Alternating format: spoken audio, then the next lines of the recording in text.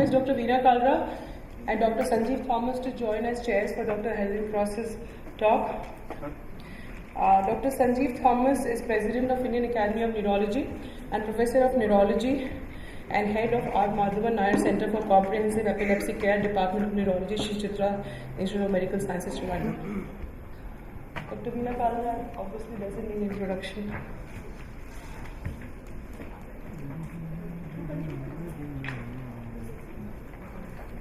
Doesn't need introduction to people in world of neurology, especially child neurology. She is the Prince of Wales Chair for Childhood Epilepsy and Head of the Developmental Neuroscience Program, UCL, Great Ormond Street Institute of Child Health, Honorary Consultant, Pediatric Neurology, Great Ormond Street Hospital for Children, NHS Foundation Trust, London, and Young Epilepsy, Lingfield, United Kingdom.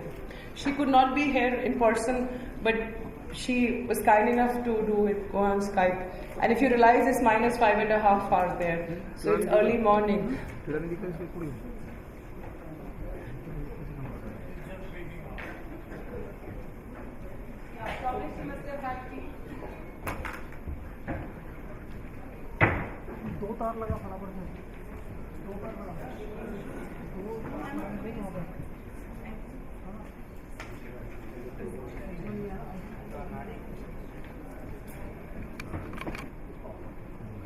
Can you hear me?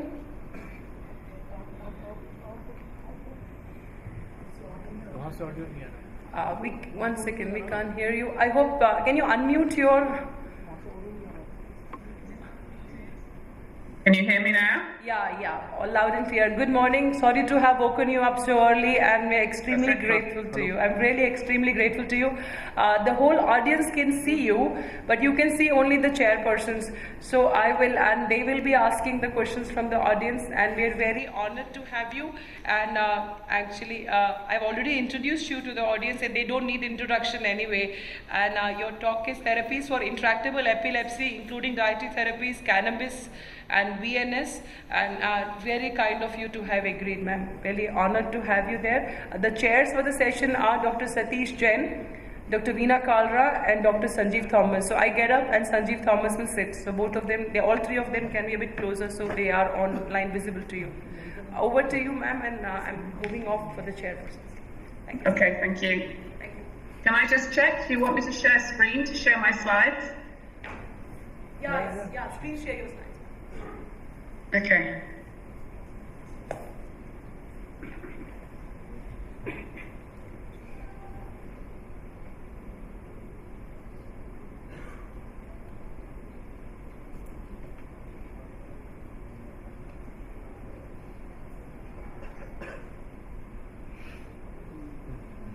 Okay, you see my screen?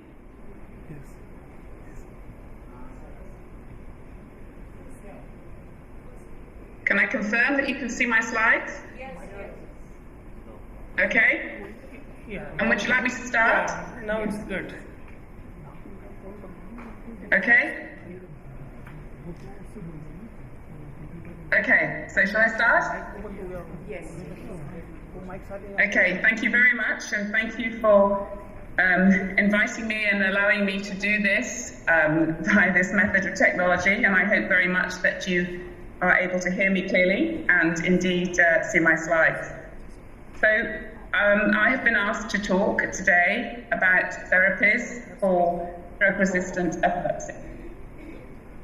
And I thought I would do this in view of the fact that we have a variety of techniques by really presenting a case in the first instance, a case that will seem quite familiar to many people. So I'm going to present the case just briefly of a 14-year-old boy who has a history of presenting at the age of 3 months with infantile spasms, which initially responded to vigabatrin. However, he went on to manifest a neurodevelopmental delay and represented at 2 years with multiple seizure types, including tonic seizures, atypical absence seizures. He had serial trials of medication with no effect, with very frequent seizures, up to 10 to 15 seizures a day. Very profound neurodevelopmental problems, non-verbal but vocalizing, non-ambulant, gastrostomy fed, and multiple types of event. So the mum comes to my clinic and really is asking the question, what next? And of course, the key questions that come up now when we are discussing with families, what about cannabis and cannabidiol? Is ketogenic diet a possibility? What about brain stimulation? So first of all, I'm going to present the evidence base that we have for cannabis-based in the treatment of epilepsy. And this really came to the fore over the internet some years ago now, in 2013, with this little girl whose mother had sought utilization of cannabidiol-enriched oil in the treatment of her child, Charlotte, who has Dravet syndrome, having multiple types of seizures and up to 300 seizures per week.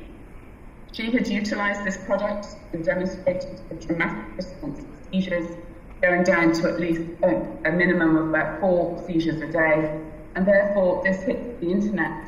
And of course, the internet means that it reaches out beyond Colorado, where she was based. Ultimately, they worked with the producers who produced this oil, and Charlotte's Web was born. Cannabis, of course, has been around for a very, very long time, utilized recreationally, but also medicinally over time. And in fact, it was probably the last, likely the first non-food plant cultivated by humans. And we best know it for its psychoactive component, tetrahydrocannabinol, THC, which is what causes the high when individuals smoke or take cannabis-related products. When we look at evidence as to whether it's effective in epilepsy, certainly in pre-clinical models, there has been evidence that cannabidiol and the two main components, cannabidiol and THC, have been anticonvulsant. But also there is some evidence that THC may indeed be pro-convulsant in some models. Hence why it assumes that cannabidiol alone may be more effective in the epilepsy. There is ongoing concern, however, particularly in children, as to the utilization of these products. Particularly when we look, when this is the total product and this is utilization of cannabis. If we look at studies where individuals have utilized cannabis early versus later, this study looked at starting new utilization of cannabis, this is full cannabis, before the age of 15 versus those later, and showed an overall reduction in executive functioning over time in those where they started utilization of cannabis early. So there is overall concern about the long term of what about effects this may have on the brain, and of course not least the psychiatric side effects, which you thought to be related to THC and induction of schizophrenia over time. Pure cannabidiol, however, has been utilized and been evaluated with regard to its effect on epilepsy, not least by GW Pharma since 2007. And they have particularly been evaluated. They originally evaluated Metax. And Epidiolex is an oral solution of pure plant-derived cannabidiol with less than 0.1% THC, produced on an appropriate quality-assured manner. They, after some initial evaluation, have now evaluated this product in a standard way in randomized controlled trials in Dravet syndrome, published in 2017, and also Lennox-Gastaut syndrome, published this year, 2018.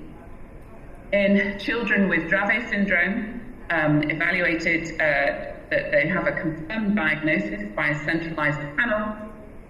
This study, the children had to have a minimum of 4 convulsive seizures in the previous month, and then they were randomized and verified to have Dravet syndrome, and then randomized to receive either cannabidiol as Epidiolex, as add-on therapy, or indeed placebo, and evaluated after a 12-week maintenance period.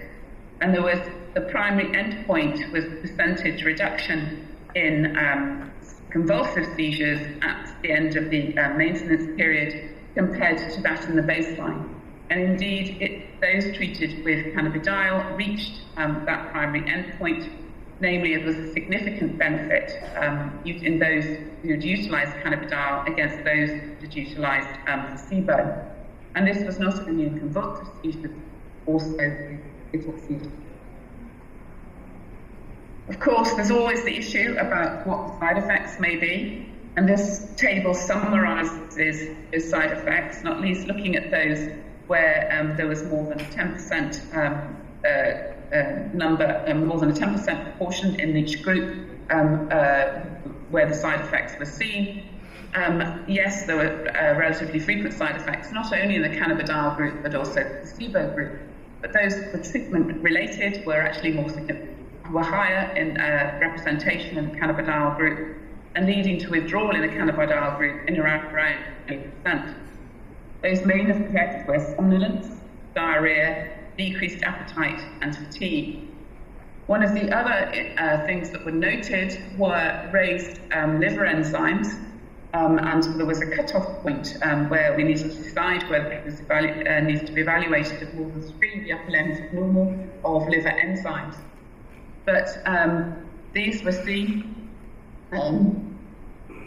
in a number of children, but no patients met the standard criteria for drug-induced liver injury, and indeed only 3 patients withdrew due to elevated transaminases, and what we have appreciated over time is this was related to concomitant treatment with valproate, and indeed over time these enzymes tend to reduce or fluctuate and don't progressively change.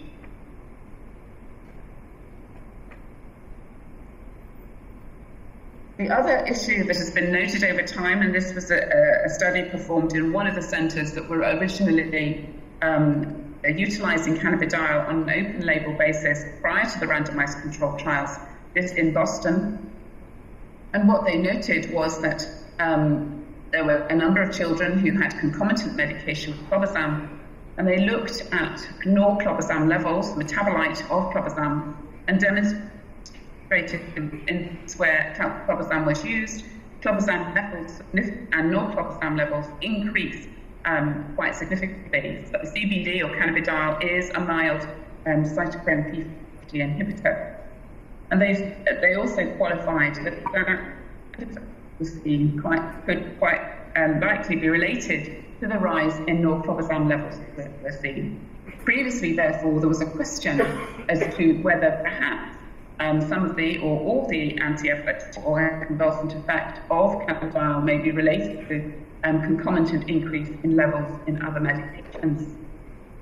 And some pharmacokinetic studies have been performed, and particularly relevant to Dravet syndrome, of course, where clobazam would be one of the main anti-epileptic drugs utilised in parallel or utilised in this group of children. And you can see that actually, yes, there's no doubt, clobazam levels do go up in those children where, or norclobazam levels particularly, are increased in children who are taking concomitant clobazam. But where they are also taking stiripentol, such an increase is not seen. And many of these children would also be taking concomitant stiripentol, and demonstrating there's probably a degree of saturation effect on the cytochrome system. Therefore, it's likely that there is a separate anti-cannabidiol. There are now also studies published in Lennox-Gastaut syndrome. Study that was published earlier in the year in January, and also a further multi-centre study analysing 2 doses of cannabidiol published in May of this year, and again demonstrating a significant reduction in drop attacks when cannabidiol was used versus placebo at the end of the 14-week treatment period. And when we looked at the higher dose of cannabidiol usage, there were more adverse events in this group, although not necessarily any further gains in. Certainly what has been demonstrated is that if we look at when the effects may be seen, these were seen relatively early in the treatment period, here showing broken down median percent reduction in seizures according to 4-week period over that titration and treatment period, whether it be in drop frequency or indeed total seizure frequency. What has been also demonstrated is that side effects are likely to be seen early in the treatment and not emerge late in the treatment, although 12 weeks is a relatively short period of time. Of course, this is cannabidiol as a pharmaceutically prepared product. It is not what many parents read about on the internet, namely the cannabidiol oils that are produced as additional agents, not as pharmaceutical agents. And although advertised to include less than 0.2% THC, it's not the same. And indeed, these are not regulatory; they are not produced to a quality assured standard. And this table shows that actually many of the products are over or under labelled, and indeed there's a variability between batches about what may be included. We have whether it's THC or CBD, and indeed there is no evidence with regard to the dose or indeed the effect. And with the knowledge that this may interact with other medications, we really cannot advocate the utilisation of these products. We also do not have any evidence at the present time that the addition of THC actually is required, and that is something that is under ongoing discussion.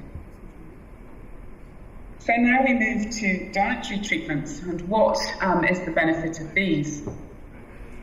Well, some parents come in repeatedly to our clinic and feel maybe it's a more natural treatment, and maybe they want to utilise it in preference to medications. The ketogenic diet is the diet, of course, of what we talk about. It's a high-fat diet designed to mimic the metabolic effects of starvation used in the treatment of epilepsy.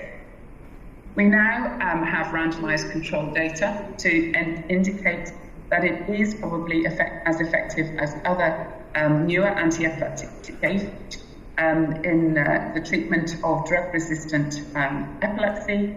This graph showing comparison of our original study published in 2008 in comparison to other add-on therapies, with namely topiramate and lamotrigine in studies, one in Lennox-Gastaut syndrome and one in drug-resistant atomic seizures. We can give it in a multitude of different ways, and of course in various different types of diet, whether it be the classical or the MCT diet, regarded as full, ketogenic diet therapies, modified ketogenic diet, and also there's been some reports of the low glycemic index diet utilised. Although we regard many times, particularly in the West, that our diets are very high in fat, indeed carbohydrate is the staple proportion of the diet. And what this slide shows is the relative proportions of fat we may see, whether we utilize a classical diet, where it's based on the ingestion of long-chain fat, namely taking most of our energy in as long-chain fat, which then gets broken down into ketones, very low carbohydrate, versus an MCT, medium-chain triglyceride diet, medium-chain triglyceride by producing more ketones per calorie than long-chain fat, and therefore allowing a little more freedom with regard to carbohydrate, and a modified ketogenic diet, which is what we used to call modified Atkins diet, where you can utilize unlimited protein, so you can see 30% protein, and there's predominantly much lower proportion of carbohydrate.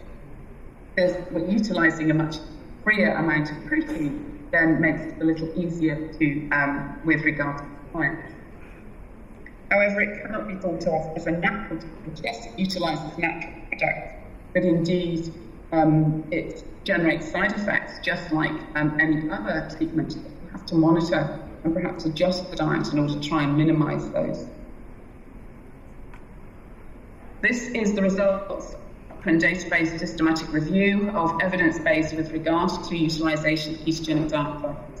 And in the most recent systematic review, in 2016, there were 7 randomised controlled trials in 8 publications. What's interesting, however, is of these 7 randomised controlled trials, only 3 look at the efficacy of the diet versus another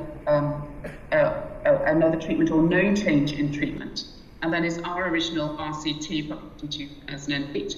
Of course, the modified ketogenic diet RCT from New Delhi that was published in 2013, and one from Egypt. And in all three of these, they were looking at the utilization of the dietary therapy versus no change in treatment over a 3-month period. The other studies published all look at the way the diet is utilized, namely whether fasting is required at initiation or not, whether hospitalization is required, or indeed looking at 2 different ratios of fat and carbohydrates in the diet in a classical ketogenic diet. That aside, the overall conclusion was that there's significant seizure freedom can be demonstrated utilizing the ketogenic diet, although no studies evaluated effect on cognition behavior. We know now that utilizing different diets, we may utilize them according to the age of the child, because the modified ketogenic diet may be slightly easier and therefore more available to the older child and even the adult, whereas the typical diet may be better utilized in the very young child, who, where it will be much easier to calculate and indeed monitor.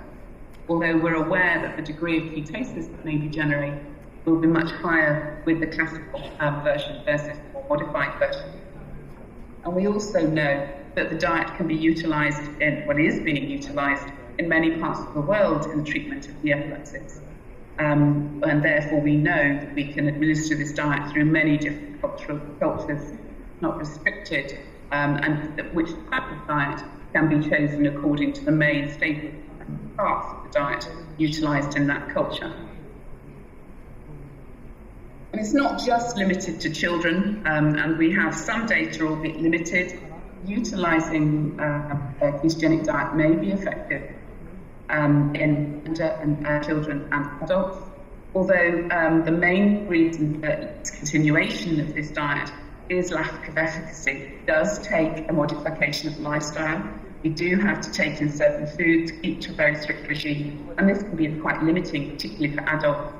The modified ketogenic diet is often used to allow unlimited protein and improve compliance, but even so, there needs to be demonstration of benefit in order to continue that diet in adulthood.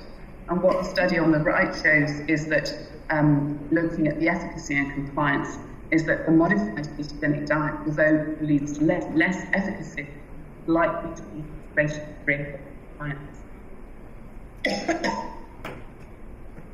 So then we come to other forms of treatment in drug-resistant cases, and one of the questions has been about stimulation. And we can look at non-specific stimulation, namely such as vagus nerve stimulation, where the vagus nerve is stimulated in the neck. And there's also studies looking at more specific stimulation, namely deep brain stimulation, which I probably don't need to illustrate to this group that what vagus nerve stimulation is. A small pacemaker is inserted subcutaneously, usually into the axilla and the skin, and a wire fed up subcutaneously into to the vagus nerve, usually on the left side of the neck. Now that we have very small devices available that can be utilized in younger children, and with the new model, whereby activation may be triggered through increased heart rate that would be thought to be associated with seizures. Looking at data, there's been much data over time demonstrating that probably around 50% of children who have an insertion of a device gain about more than a 50% improvement in seizures over time, and that improvement may be cumulative. Namely, more improvement may be seen the increased time beyond the insertion of the device. This study is a European study that was attempted to look at efficacy of VNS in a multitude of different children. This was a retrospective study across 11 centres across Europe, whereby they were looking at the change in frequency of predominant seizure type from baseline to 12 months following implantation in children under the age of 18 years, with some degree of safety monitoring in addition. And in fact, with regard to side effects, at least one emergent event was demonstrated in 22%. You can see the range of different events, whether it be damage to the device lead, device removal required, or device-related complication, although the rates individually of each individual type of problem were actually relatively small. On an intention to treat analysis, this looks on the left at all patients, and on the right in those where there was no change in anti-epileptic drugs over a period of time, illustrated on the bottom of the graph. Blue is seizure-free patients, and that's seizure-free, that those who did not report any seizures of the predominant seizure type. So there may not have been complete seizure freedom, but the targeted seizure type. Whereas the red shows those where there was more 50% in reduction of seizures of predominant seizure type. And you can see again that there's that cumulative effect over time, namely additional benefit, and the greater length of time there is from the time and in those where there's a change in anti-epileptic drugs, perhaps seeing those more predominantly those that have been responders, you can see that at 2 years, more than 50% of those where this has been inserted had more than a 50% reduction. Of course, the main interest now is whether we can, one of the advantages of the vagus nerve stimulator not only is that it's not a medication and there may be other benefits such as increased alertness, but also the device can be triggered by parents utilising a small magnet device. And therefore, there's also the issue about where there can be some auto-stimulation, not least the increased heart rate may be seen in particularly convulsive seizures. This has been demonstrated, demonstrated on a telemetry-based study that actually additional benefit can be seen from self-stimulation, namely where there is an increase in heart rate, the device is triggered, and this is something that is now being utilised. What about other forms of stimulation? Well, of course, there's the neuropace that has been reported, and this is where there is determination of the as possible seizure focus through invasive EEG monitoring, and then a stimulation device put in that where the actual the stimulator is put over the actual focus, and indeed this is a responsive cortical stimulation. So with some evidence that seizure will start, then there will be stimulation, and this demonstrated in sham studies in a randomized blind fashion has been demonstrated benefit over time in an adult population. This is being utilised to some degree, but less so in children, more likely because in children are still of the attitude that if we can determine the focus, it's likely that we would want to perform resective surgery where possible, rather than insert a device that will be in for a significant period of time. Other forms of stimulation have been utilised over time, which is non-specific in the sense that it's stimulating areas of the brain not related to the seizure focus, thalamic and hippocampal stimulation being the most common that has been utilised, and in different variant studies over time. This is a systematic review where they looked at all the studies where they've been published with regard to deep brain stimulation, not in various areas of the brain, and demonstrated that studies have shown that stimulation of the anterior thalamus and hippocampus have shown benefit over time. And there's been some degree of variability with regard to which type of seizure. Anterior thalamus stimulation demonstrating benefit for deep temporal or limbic seizures, and centromedian thalamus stimulation for generalized seizures and Lennox-Gastaut syndrome, with an absence of structural abnormality on imaging and demonstrating a relative particular of response. There are also newer methods, and this I'm showing a study that was performed with transacute cranial direct current stimulation. So this is DC current stimulation, not invasive transcranial in Lennox-Gastaut syndrome, demonstrating again some benefit. There may be some limitations to this in view of the frequency that it's required to be performed. You can see this is daily, and then subsequently weekly, and whether that can be sustained and whether indeed it may be tolerated in children in the long term. So there's not only new treatments, but also then, of course, how can we reassess other ways we can think about managing a child with drug-resistant epilepsy. And of course, what we should always do prior to discussing newer treatments are make sure all events that have been diagnosed are indeed epileptic, even those with quite a secure diagnosis of epilepsy. New events may not be epileptic, and therefore changes to treatment may not be the way forward. And the other issue is, of course, have we elucidated not only the syndrome type, but also is there an underlying cause, and may that influence management? If you return to our little boy, and I show a video, what I want you to notice is not only he's non-ambulant and he's got profound problems, but he has quite an ongoing movement disorder involving rocking of his head from side to side and non-specific arm movements.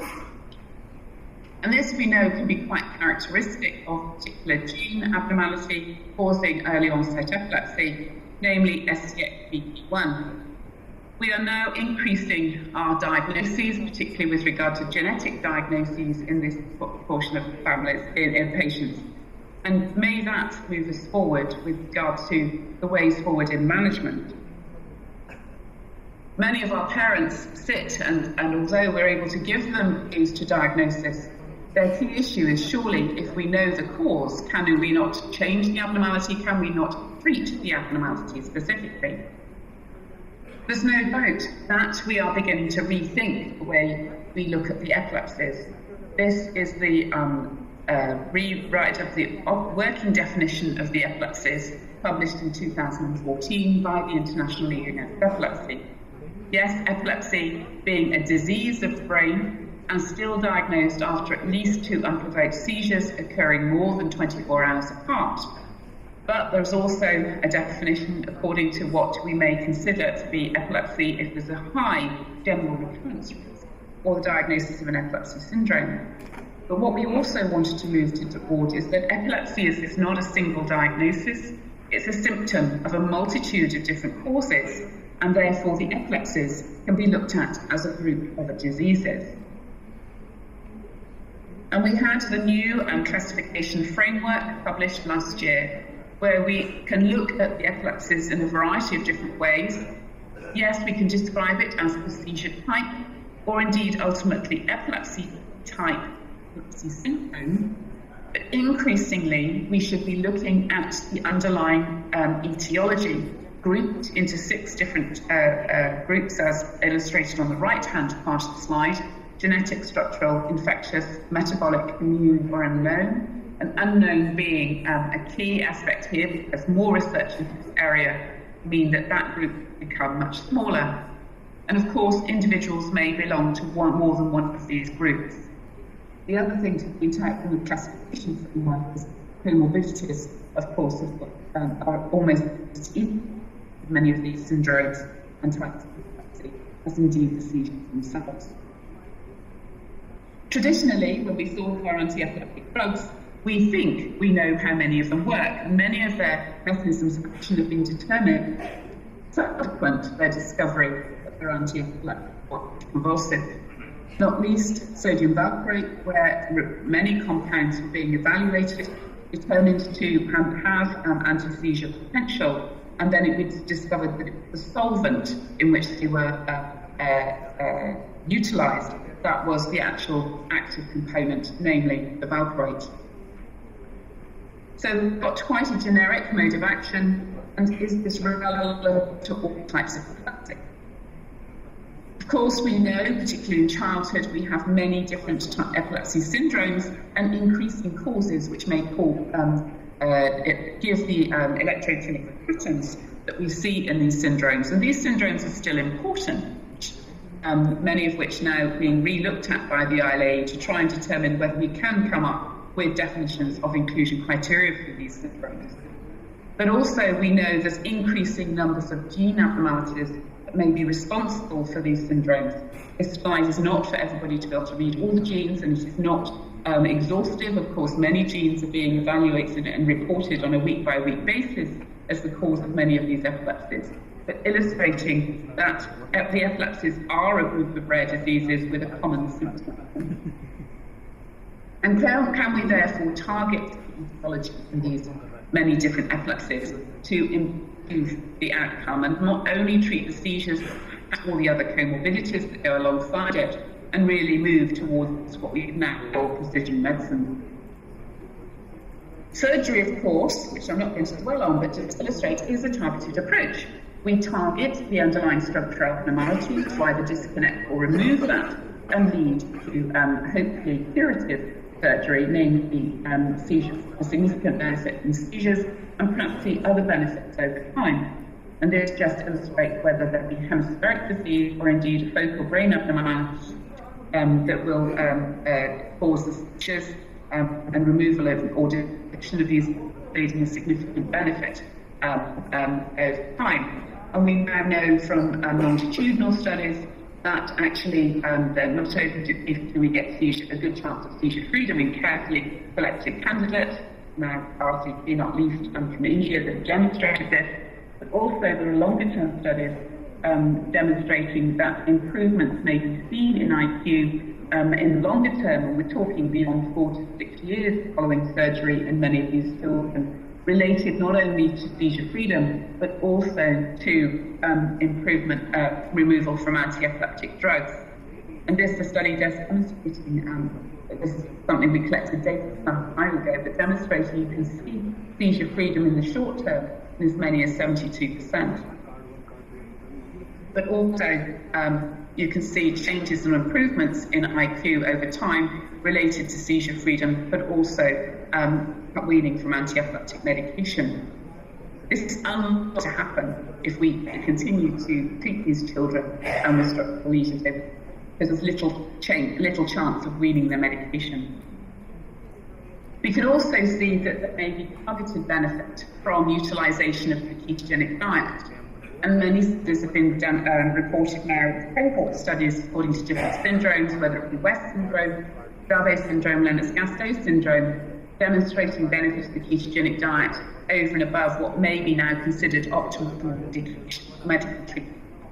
And also another type of epilepsy where there is specific benefit with ketogenic diet has been demonstrated. There's been epilepsy of myoclonic atonic seizures or other known as myoclonic astatic epilepsy, where a specific responsiveness to ketogenic diet over and above other anti-epileptic drugs has been demonstrated in one type of epilepsy, where we would utilise the ketogenic diet, probably second line after first anti-epileptic drug, rather than wait for true drug resistance. In a proportion, whether that may be the result of the specific benefits of this diet in this particular epilepsy might be the result of an underlying metabolic defect or glucose transporter defect, where the ketogenic diet would be the very specific treatment, bypassing the problem by utilising ketones, although it's since been demonstrated that the significant efficacy seen in this syndrome is not all related to this particular defect. That aside, children with glucose transporter defects may again be targeted treatment by the utilisation of the ketogenic diet. GLUT1 is one of 9 glucose transporters coded for by the SLC2A1 gene, and we now know there's a wide range of clinical presentation. It can present with a syndrome that looks like myoclonic astatic epilepsy, also early onset absence epilepsy, early onset absence under the age of 4 years. But also they may have, what we more traditionally see is paroxysmal movement disorder. 86% of the epilepsies associated with this do respond to the ketogenic diet. There's a less frequent benefit demonstrated for movement disorder. The other issue is that some may say if you actually get an effect with anti-epileptic drugs, maybe that's okay because it's less restrictive than a ketogenic diet. Also, we have evidence now that early diagnosis, particularly if we diagnose them under a year and initiate a ketogenic diet, they may have an improved problem in the longer term, and therefore it's important to diagnose these children early. But there are other etiologies that may demonstrate a very specific benefit from the ketogenic diet, and there are studies now, albeit small numbers, that have demonstrated a benefit adult epilepsies. The study on the left was a Korean study that demonstrated very significant benefit in vesicle malformations of cortical development, demonstrating not only benefit in the short term, showing 40% seizure-free at 3 months, but also this maintained at 24 months, and a degree of number of children who weaned the diet and indeed were followed up in the longer term, could see almost 20% that actually remained seizure-free. And this is something that we do see when we utilise the ketogenic diet. They don't necessarily return to the seizure frequency they were once on when we wean 2 to 3 years down the line. And the study on the right is a similar study, although in smaller numbers, which demonstrated benefit in children with mental abnormalities as a result of hypoxic ischemic encephalopathy, demonstrating perhaps a higher rate of response than we see in other types of epilepsy. And this is work, as illustrated in the slide on the bottom, is now emerging, this particularly work that's emerging from Erlangen, where they're looking at methylation properties of tissue. And there is a theory that if we have methylation of DNA, that may lead, with inactive gene expression, that may lead to many of the problems we see, whether it be epigenesis, pharmacoresistance. And one theory is that that can be reversed utilising the ketogenic diet. Animal studies have demonstrated that this indeed occurs and correlates indeed with benefits seen from a ketogenic diet. So we may see longer-term benefits rather than just an acute anti-seizure benefit from the ketogenic diet. But of course, these may be targeted to broad approaches. We have, if we examine increasing numbers of genetic abnormalities we see, of course they code for different pathways, whether it be in the neuron, in of course the neurotransmitter junction, or indeed the postsynaptic membrane. And indeed, you could argue, if you could target many of these pathways, maybe we could look at more targeted precision medicine in the longer term. Tuberous sclerosis is perhaps an example of this. Tuberous sclerosis, the result of mutations in the TSC1 and TSC2 genes on chromosome 9 and 16 respectively, into problems in the mTOR pathway. They need a combination of these two genes in order to limit the mTOR pathway. And without, if there's dysfunction of either of these genes, then we get limited production of tissue because the mTOR pathway is unchecked, and we lead to the variety of different problems that we see in tuberous sclerosis, whether it be the tubers or indeed the various skin lesions or indeed kidney lesions that we see in this disease. mTOR inhibitors have been utilised in trying to perhaps SIGAs, subependymal giant cell astrocytomas, as well as the renal angiomyolipomata, to see if it can restrict the growth of these lesions. And it was noted that perhaps some of them, as children who were utilised in trials, actually had a reduction in seizures. And so the issue is are the seizures all related to tubers, or may there be other aspects to the mTOR pathway that lead to seizures? And we had the EXIST-3 study looking at an mTOR inhibitor, namely everolimus, to see whether this acted as a specific anti-epileptic in this group of children and adults. And you can see that utilization of everolimus versus placebo did lead to a significant response rate at 3 months, namely a reduction in seizures. But what was also noted that this may be a steady improvement over time, namely it may not just be an anti-seizure component, but there may be a degree of disease modification over time, although of course longer-term studies are required. The exciting thing is, of course, when people question, if you look at individual genes, you can't target every single specific gene, but of course many of these genes are involved in the same pathway. And there are a variety of mTOR pathway genes that have now been reported to be associated with epilepsies, with or without structural brain lesions being seen, not least DEPDEC5 and of course the MPRL genes 2 and 3. Certainly we know that DEPDEC5 may lead to manifestation of epilepsy in individuals. It was originally described in focal epilepsy with variable foci in families that presented with this, not necessarily some of which appeared to have a structural lesion, as would be seen in tuberous sclerosis, or perhaps a single structural lesion. The question arises as to whether mTOR inhibitors may be effective in this population. But also as an illustration, there are other gene abnormalities where targeted therapy has been utilised. And as an example, I'm going to just briefly talk about KCNQ2 encephalopathy and KCNT1. KCNT1 is a potassium channel and a mutation in these. We've seen or been reported that this mutation has been seen both in children with epilepsy of infancy with migrating focal seizures, otherwise previously known as migrating focal epilepsy seizures early childhood. And we know that up to 50% of these children manifesting with this phenotype have KCNT1 mutations, and they gain acute function mutations. There are also families with autism of epilepsy that also have KCNT1 mutations, also gain of function disease, although it may be the variability in gain of function that actually causes a variation in the phenotype. What was demonstrated by the Melbourne Petrus group in 2014 is that quinidine, a medication that we've had for a very long time, both as an antiarrhythmic and indeed as an anti-malaria drug, reverses gain of function of this mutation in vitro.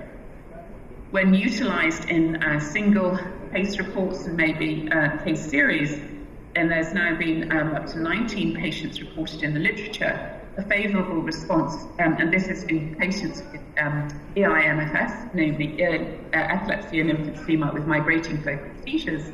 You can see that 10 out of 19 patients have shown benefit with seizures, and that also have been reported, although the systematic evaluation, to have neurodevelopmental benefit.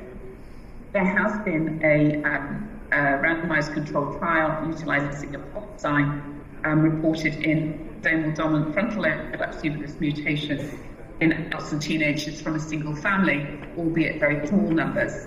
And this did not show significant benefit in seizures over a very short period of time. But what's difficult to know is with the variability in gain of function mutation, whether it's quinidine may demonstrate response only in those with very early onset epilepsy, not those with the lesser phenotype. What's difficult also, of course, is to do randomized controlled trials in such a rare disease. KCNQ2 is another potassium channel, of course, which has been associated with the presentation of benign familial neonatal seizures. And the issue is that this is a self-limiting disease, and therefore you could argue, do you need a specific treatment in order to treat these patients? However, we now know that it's been recognised as a cause for severe neonatal onset epilepsy, frequent seizures, and poor neurodevelopmental outcome, although indeed outlook for seizure control is relatively good.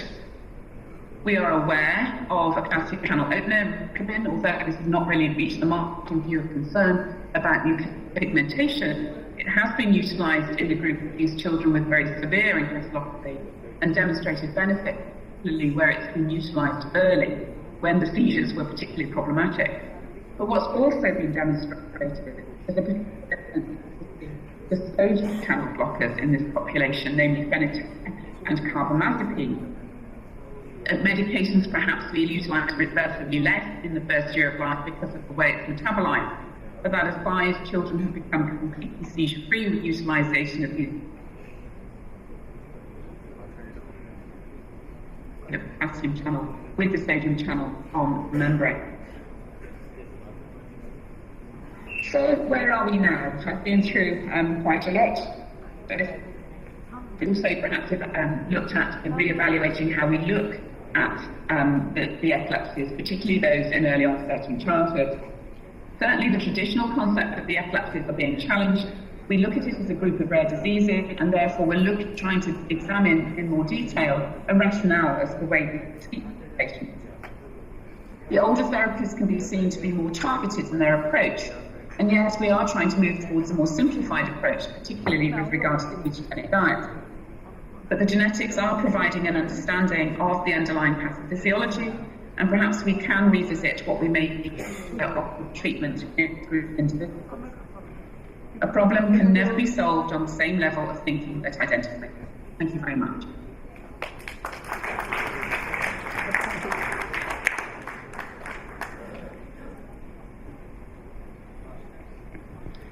Thank you, Professor Helen, for the excellent presentation and the overview of the cutting-edge research and opportunities for treatment in childhood epilepsies.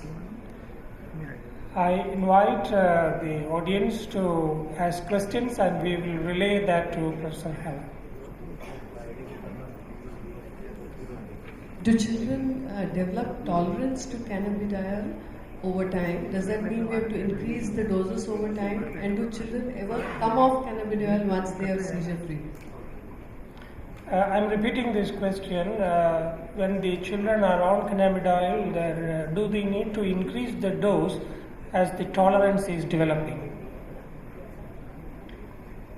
It's our experience, and of course, if I say I have to report on my experience with utilising it in the trials and the open label study, and we haven't seen any evidence that we do get a degree of tolerance.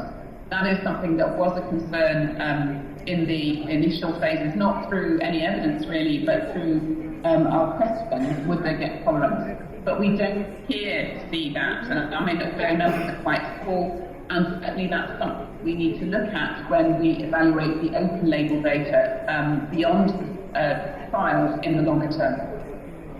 And have any children ever come off cannabidiol after they have become seizure-free? Can they come off? Can they come off the cannabidiol? Is that what you are asking? Yes, yes. Do they ever come off? Yeah, but the cannabidiol has to be utilised as another anti-epileptic drug and utilised as we would any other anti-epileptic. So yes, if it doesn't appear to be of benefit, then they can come off. But we haven't got any evidence that there is anything other than the anti-epileptic effect. So in the longer term, if they come off, there is an issue. It has to be assessed according to benefit and weaned as you would any other anti-epileptic drug. Does it improve the cognition and the behavior as well? Does it improve the cognition and behavioral outcomes? The frequency of seizures and the interference with day-to-day activity, assuming that there's no other seizure types, and the change in lifestyle that would have to be required with a ketogenic diet. The benefit can be seen, and therefore where it is troublesome and where drugs help, then it is worthwhile with a ketogenic diet.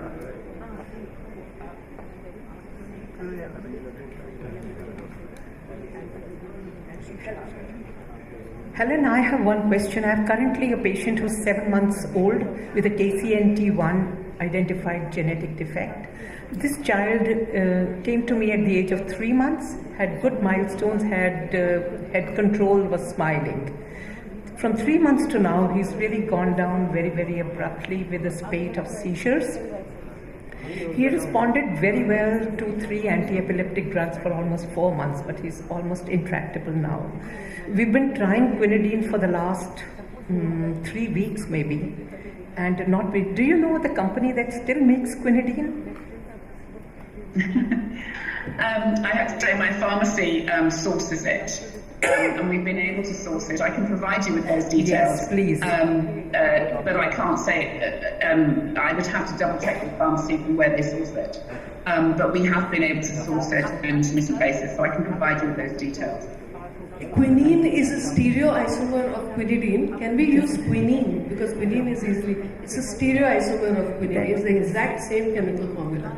Can we use it in place of quinidine? Because that's available in India. The question from one of the audience speakers is that can we use quinine, which is a stereoisomer of quinidine, in place of quinidine? Quinine instead of quinidine. Yeah, well, that's. I think that's difficult. We don't, we haven't got the evidence base in which to base that, and I think there's also the safety issue in the absence of that. I think we would stick with the quinidine at the present time. I also looked at that and we couldn't find evidence for use of quinine instead of quinidine. I did look when we didn't get the quinidine. Mike, please.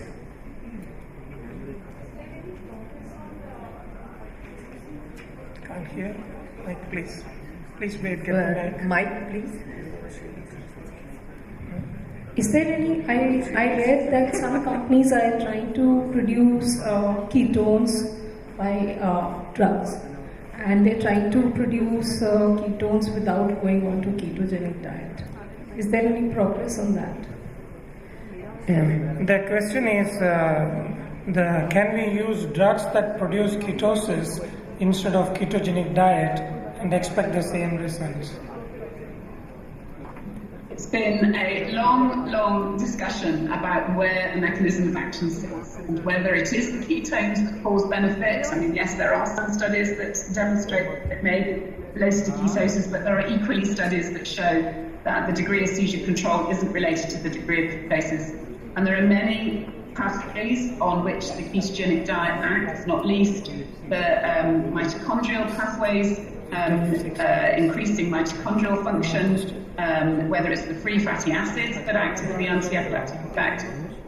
So there are many studies trying to determine how we can give the ketogenic diet in an easier way.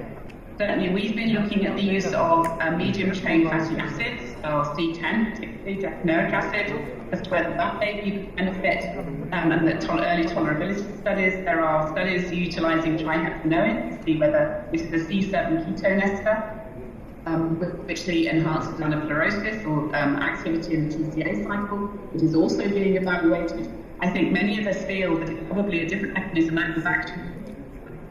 And whether we're going to find the magic pill and make it easier to utilise the ketogenic diet is still an unknown, unaddressed question. Another question I have is there any chance that we could, there will be synthetic cannabidiol, CBD, instead of isolating it from the natural sources? So in that case, it become more standardized? Well, you know, cannabidiol, as in produced by GW Pharma, is a standardized produced product, but although it's derived from the plant, there are companies that have produced synthetic cannabidiol, and that is something to look at, but we do have to look at the safety of many of those before it can be utilized. So I don't think, you know, being from the plant, being production as in the quality of matter, because that's where Alex is from. But certainly there's ongoing research with different aspects. The hemp oil tubes, how do they compare with the Epidiolex? It's not the same at all. The problem with the hemp oils that you buy is they're not produced a standardized way or quality assured way. And so you cannot rely on what the content is of these products. It has been demonstrated that from product, even from batch to batch, same product, there is a different amount of proportion of cannabidiol and THC in each of those. So it's the non-reliability that is the problem. Right. Thank you very much for the excellent talk and also enlightening us through your discussions. I'm now requesting Shifali to talk to you, and then we close this session. Thank you so much. Thank you so much, ma'am. It's heartfelt gratitude for you.